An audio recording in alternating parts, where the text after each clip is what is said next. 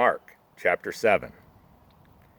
Then came together unto him the Pharisees, and certain of the scribes, which came from Jerusalem. And when they saw some of his disciples eat bread with defiled, that is to say, with unwashen hands, they found fault. For the Pharisees and all the Jews, except they wash their hands oft, eat not, holding the tradition of the elders. And when they come from the market, except they wash, they eat not. And many other things there be, which they have received to hold, as the washing of cups and pots, brazen vessels, and of tables. Then the Pharisees and scribes asked him, Why walk not thy disciples according to the tradition of the elders, but eat bread with unwashen hands? He answered and said unto them, Well hath Esaias the prophesied of you hypocrites, as it is written, This people honoureth me with their lips, but their heart is far from me. Howbeit in vain do they worship me, teaching for doctrines the commandments of men. For laying aside the commandment of God, ye hold the tradition of men as the washing of pots and cups, and many other such like things ye do. And he said unto them, Full well ye reject the commandment of God, that ye may keep your own tradition. For Moses said, Honour thy father and thy mother, and whoso curseth father or mother, let him die the death. But ye say, If a man shall say to his father or mother, It is Corban, that is to say, a gift, by whatsoever thou mightest be profited by me, he shall be free. And ye suffer him no more to do aught for his father or his mother, making the word of God of none effect through your tradition, which ye have delivered, and many such like things do ye. And when he had called all the people unto him, he said unto them, Hearken unto me, every one of you, and understand. There is nothing from without a man that entering into him can defile him.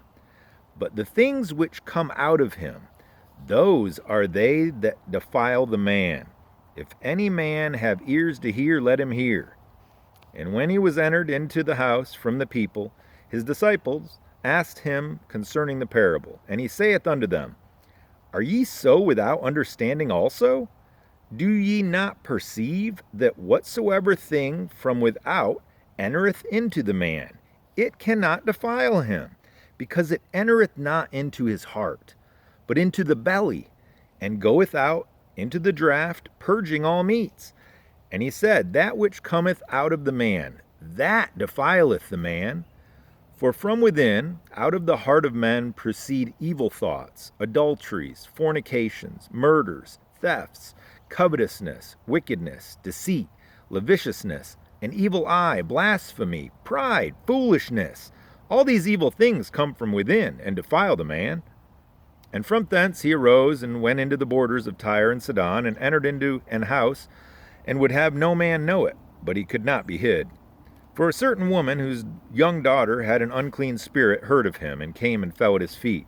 The woman was a Greek, a Syrophoenician by nation, and she besought him that he would cast forth the devil out of her daughter. But Jesus said unto her, Let the children first be filled, for it is not meet to take the children's bread and to cast it unto the dogs. And she answered and said unto him, Yes, Lord, yet the dogs under the table eat of the children's crumbs. And he said unto her, For this saying go thy way, the devil is gone out of thy daughter.